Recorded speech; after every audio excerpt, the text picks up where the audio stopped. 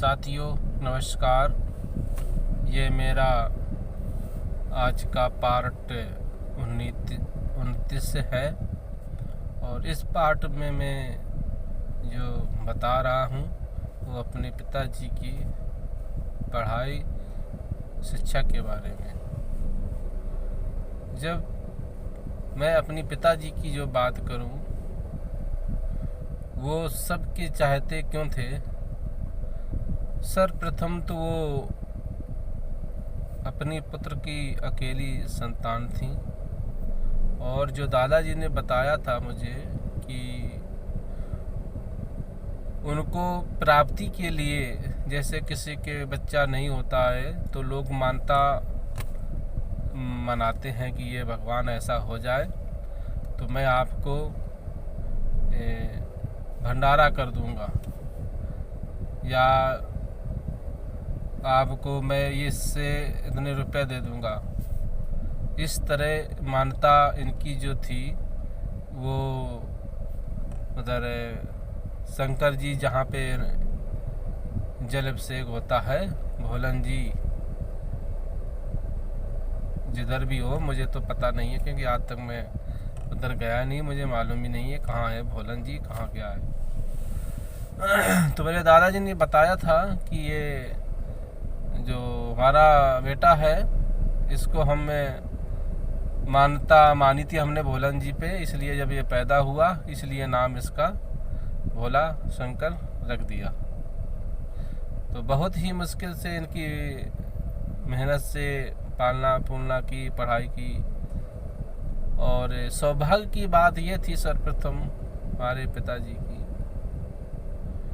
कि अपने मेरे पिताजी की पीछे वाली पीढ़ी को देखा जाए तो मेरे पिताजी के पिताजी अनपढ़ थे, उनकी माता अनपढ़ थी। मेरे पिताजी के जो ताऊ थे वो भी अनपढ़ थे। मतलब पीछे वाली मेरे पिताजी से जितनी भी पीछे की पीढ़ियाँ हों, ये दादा ताई जो भी हों, सारे अनपढ़। और जो उनके चाचा थे वो भी अनपढ़, चाचा वाले अगर उसमें देखा जाए वो भी पूरी पीढ़ियाँ पीछे की अनपढ़। और आगे की पिताजी के जो बराबरी के थे, जैसे उनके चाचा के भाई हो गए और उनकी खुद की 2 बहनें वो भी अनपढ़। तो मुझे लग रहा है शायद 10वीं पीढ़ी के बाद एक सौभाग्य प्राप्त हुआ था उन्हें स्कूल का पढ़ने का, जो उन्हें अवसर मिला और उन्होंने इंटर BA पढ़ाई पढ़ी। बड़ी सौभाग्य की बात है, हर एक व्यक्ति को ऐसा मौका नहीं मिलता पढ़ने लिखने को। पढ़ लिख तो लिया, लेकिन जो धारा घर परिवार में बह रही थी, अंधविश्वास की धारा, उसी धारा में वो बहने लगे। भाई मंजिल तो जब मिलेगी जब हम धारा के विपरीत चलेंगे, या हमें उस पार करना हो तो हमें विपरीत चलना पड़ेगा, या हमें आगे की ओर जाना हो तो विपरीत चलना पड़ेगा। अगर धारा के साथ बह जाएंगे तो वो धारा जहाँ जाएगी वो तो हमको पता नहीं कहाँ जा रही है, कहाँ ले जाए धारा। तो हमारे पिताजी बहुत बड़ी विशाल धारा जो घर में बह रही थी अंधविश्वास की। अंधविश्वास का मतलब बिना सोचे समझे किसी बात को स्वीकार कर लेना और उसी को फॉलो कर लेना। इसलिए उन्होंने अलग से अपनी कोई धारा नहीं बना पाई और इसी धारा में बहते बहते, और उस धारा में है क्या, किसी ने कुछ कहा मान लो धन की कमी है, आप दीपावली को पूजा कर लो दरवाजे खोल के, तो कहते धन आ जाएगा।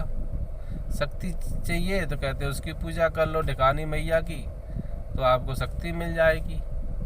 धारा में ये है। और इसी कारण वो बहुत दुखी व्यवस्था में पलने लगे, क्योंकि उन्होंने कभी ये नहीं सोचा था कि पढ़ लिख करके भी अच्छा भविष्य बनाया जा सकता है। उन्होंने जो पढ़ने लिखने का जो फ़ायदा उठाया, वो जो मैंने देखा है, उन्होंने गीता, रामायण, महाभारत का अध्ययन खूब अच्छी तरह से किया। क्योंकि गांव मोहल्ले या रिश्तेदारी में कहीं भी अखंड रामायण भागवत होती थी तो इनको एक हफ्ता पहले ही इनवाइट किया जाता था, क्योंकि ये अपने सर्कल में एक अच्छे पढ़े लिखे व्यक्ति थे। इस कारण इनको अखंड रामायण या गीता जो भी होती थी तो इनको एक हफ्ता पहले इनवाइट कर लिया जाता था। तो उनके सर्कल ने उनको इस तरह से यूज करना सीखा और ये उसी में मस्त रहे कि हमारे लोग अच्छी इज्जत सम्मान कर रहे हैं। इन्होंने कभी ये नहीं सोचा कि मैं सबसे अच्छा पढ़ा लिखा व्यक्ति हूँ, मैं कुछ सरकारी नौकरी या प्राइवेट नौकरी के लिए हाथ पैर मारूं या अच्छा सा कोई काम कर लूं। इन्होंने ये अपना खुद का दिमाग नहीं लगाया। साथियों, मेरे पिताजी की तरह अगर आप लोग भी वैसा ही करते हैं, पढ़ लिख तो गए लेकिन अपनी विचारधारा अलग नहीं कर पाई और उसी विचारधारा में घुस गए, जैसे हमारे पिताजी उसी धारा में बहने लगे जो घर में धारा थी, जो पास पड़ोस में थी, जो रिश्तेदारी के सर्कल में थी। इस विचारधारा से और इस धारा पे बहने से आपको पढ़ लिख कर भी कोई फ़ायदा नहीं मिल सकता कभी भी। आपको पढ़ाई लिखाई करके एक अपना लाइन अलग से खींचनी पड़ेगी, चाहे वो प्राइवेट नौकरी हो या सरकारी नौकरी हो। उसके लिए हमें विशेष ध्यान करना पड़ेगा और अपने ध्यान मन से और उस ओर भागना पड़ेगा, यानी जो धारा बह रही है घर में उससे विपरीत उल्टा यानी रोजगार की ओर जाना पड़ेगा। तभी ही जीवन आपका अच्छा सुधर सकता है। साथियों, मैं सभी से यही विनती करना चाहता हूँ कि आदमी पढ़ लिख कर के भी अपना जीवन बना सकता है और अगर उसी धारा में बहेगा तो उसका जीवन नष्ट हो सकता है और जीवन भर उसे दुख भोगना पड़ सकता है। क्योंकि अच्छा रोजगार नहीं मिलेगा तो अच्छा उसको रुपए पैसा कहाँ से आएगा।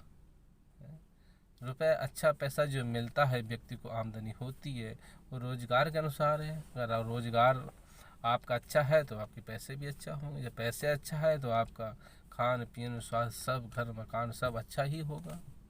साथियों, आप भी पढ़ लिख करके नौकरी का रोजगार की रास्ता ढूंढें और उसी धारा पे ना बहें जिस धारा पे हमारे पिताजी चले थे, अंधविश्वास की ओर।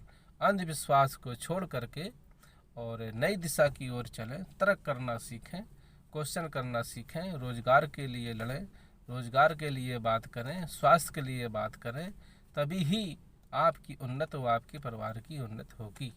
साथियों, आपने मेरी बात को ध्यानपूर्वक सुना, सभी का बहुत बहुत धन्यवाद, सभी को बहुत बहुत आभार।